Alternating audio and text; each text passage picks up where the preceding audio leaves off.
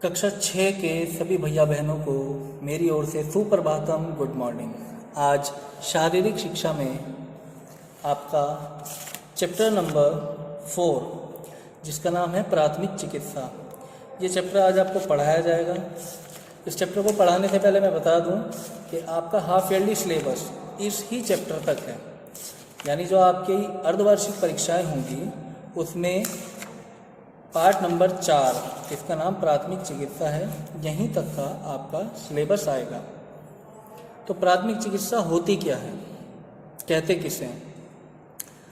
चोट लगने, खून बहने, हड्डी टूटने, मोच आने, जहरीले कीड़े आदि के काटने, धोखे से जहर खाने जैसी दुर्घटनाएं प्राय प्रतिदिन घटती रहती है। ऐसी दशा में यदि डॉक्टरी सहायता मिलने में देर होती है तो रोगी को असहनीय कष्ट होता है और कभी कभी रोग के बढ़कर असाध्य हो जाने से जान जाने का भी खतरा हो जाता है। अतः यह आवश्यक है कि हम तत्काल घटनास्थल पर ही रोगी को कुछ ऐसा उपचार कर दें जिससे उसे आराम पहुंचे और उसकी दशा बिगड़ने ना पाए। घटनास्थल पर किए जाने वाले इस प्राथमिक उपचार को ही प्राथमिक चिकित्सा कहते हैं। प्राथमिक चिकित्सा के तुरंत बाद डॉक्टरी सहायता लेनी चाहिए।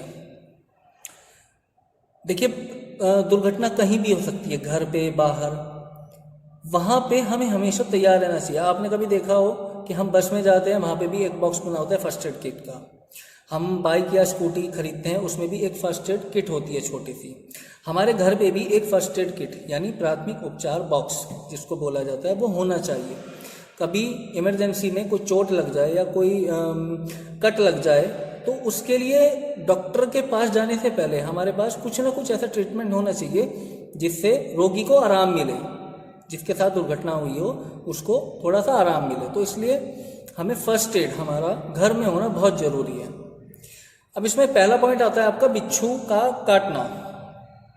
बिच्छू घर के अंधेरे स्थानों में छिपे रहते हैं। कभी कभी यह सामान उठाने रखने में हाथ पैरों पर डंक मार देते हैं। बिच्छू की पूंछ में वक्राकार डंक होता है।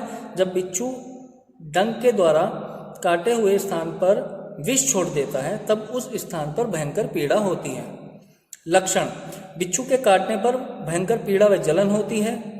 ऐसा प्रतीत होता है कि जैसे सारे शरीर में बिच्छू ने काटा हो। व्यक्ति दर्द व घबराहट से रोने लगता है।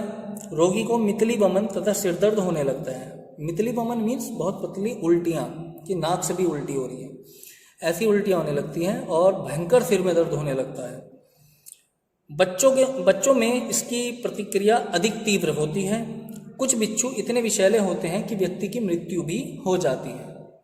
उपचार: अगर बिच्छू काट ले तो हमें क्या उपचार करना चाहिए? बिच्छू के काटने के स्थान से ऊपर हृदय की ओर कसकर बंद बांध देना चाहिए।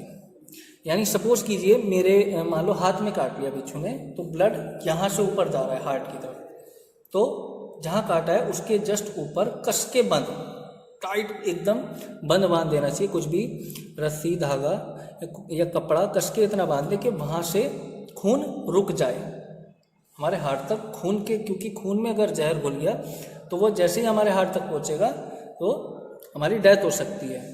तो इसलिए कस के बंद बांध देना चाहिए। कटे हुए स्थान पर बर्फ से सिकाई कीजिए। बर्फ से सिकाई करने से क्या होगा? जो ब्लड हमारा वो ठंडा होने लगेगा। जितना तेज ज़्यादा गर्म खून होगा वो उतनी तेजी में बॉडी में दौड़ता है, तो उस स्थान को ठंडा करना है। काटे हुए स्थान पर नोवोकीन का इंजेक्शन लगाने से शीघ्र दर्द दूर होता है तथा विष का भी कम प्रभाव पड़ता है। इसके बाद आता है सांप का काटना।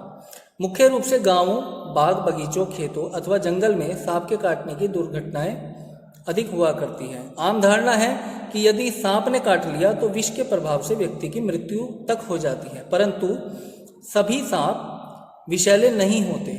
मात्र कुछ सांप ही भयंकर विष वाले होते हैं, परंतु इस बात का पता लगाना कठिन हो जाता है कि जिस सांप ने काटा है वह विषैला है अथवा नहीं।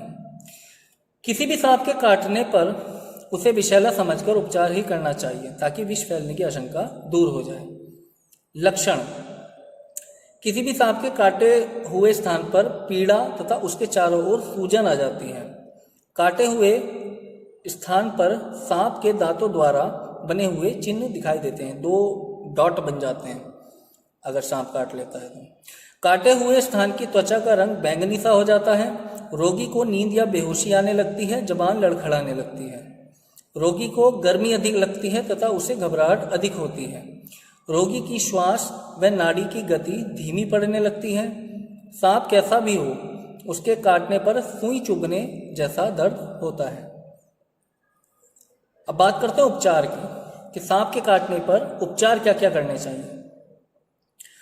काटे हुए स्थान पर किसी साफ एवं तेज चाकू या ब्लेड से 1 इंच लंबा और 1 इंच चौड़ा धन का चिन्ह बनाते हुए काट देना चाहिए, यानी प्लस का निशान। जहाँ पे काटा है वहाँ पे लंबा और चौड़ा 1 इंच प्लस का निशान बना दें।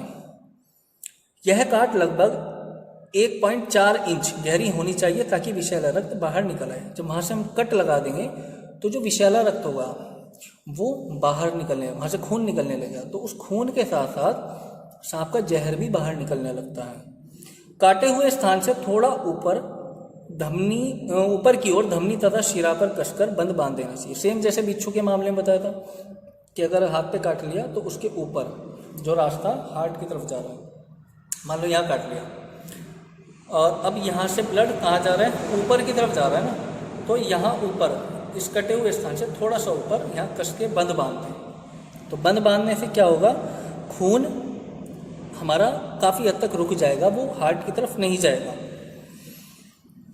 घाव को डिटॉल से धोकर पोटेशियम परमैंगनेट का चूर्ण भर दीजिए। घाव पर जलती हुई मोमबत्ती रख दें और उसे कटोरे से ढक दें। रोगी को कृत्रिम श्वास दे, उसे वमन कराएं। वमन मीन्स उल्टी, उसे उल्टी कराएं रोगी को। रोगी को सोने मत दीजिए, ये सबसे बड़ी सावधानी है। उसे नींद आने लगती है, उसे सोने नहीं देना है किसी भी हालत में, बल्कि ठंडे पानी से खूब भिगोइए। उसकी बॉडी को जितना ज़्यादा ठंडा रख सकें उतना अच्छा है, उतना देर में जहर बॉडी में फैलता है। इससे विष का प्रभाव कम होता है तथा रोगी सो भी नहीं पाता। सोने से विष फैलने की क्रिया तीव्रता से होने लगती है।